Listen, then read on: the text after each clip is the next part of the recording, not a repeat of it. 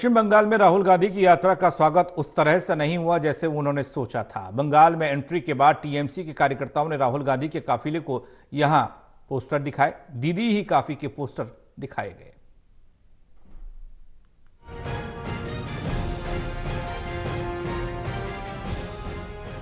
कांग्रेस नेता राहुल गांधी के नेतृत्व में चल रही भारत जोड़ो न्याय यात्रा आज गुरुवार को पश्चिम बंगाल में प्रवेश कर गई है। यात्रा ने असम से होते हुए कूच बिहार के जरिए पश्चिम बंगाल में एंट्री की है।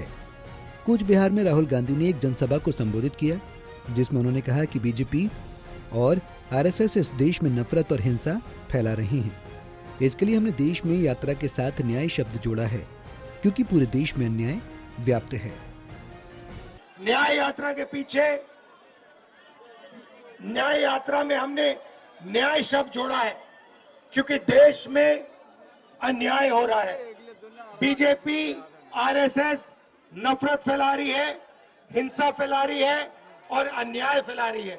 इसीलिए इंडिया फॉर्मेशन एक साथ अन्याय के खिलाफ लड़ने जा रहा है। राहुल गांधी ने कूच में संवाददाताओं को संबोधित करते हुए कहा, हमने यात्रा में न्याय शब्द जोड़ा है, क्योंकि देश भर में अन्याय व्याप्त है। बीजेपी और आरएसएस नफरत और हिंसा फैला रहे हैं।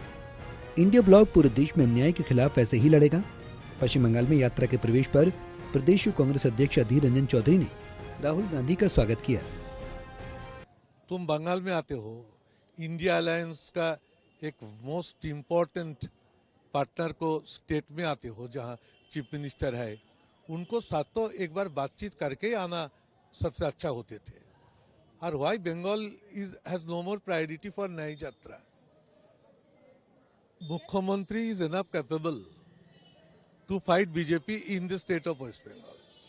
किसी को यात्रा में, न्याय यात्रा में ये सबका जरूरत नहीं है।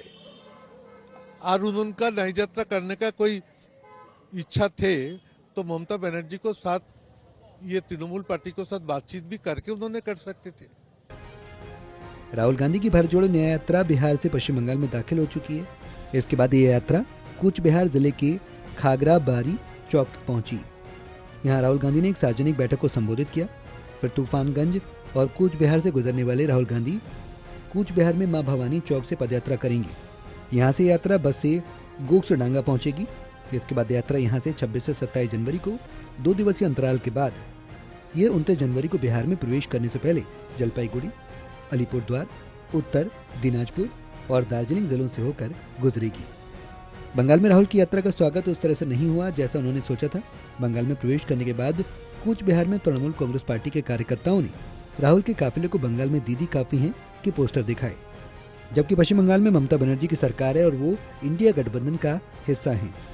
हालांकि बंगाल में यात्रा पहुंचने से पहले तृणमूल कांग्रेस सुप्रीमो ममता बनर्जी ने आगामी लोकसभा चुनाव स्वतंत्र रूप से लड़ने की घोषणा कर दी थी।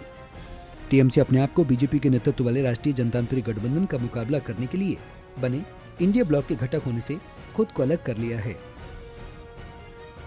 National desk, total news.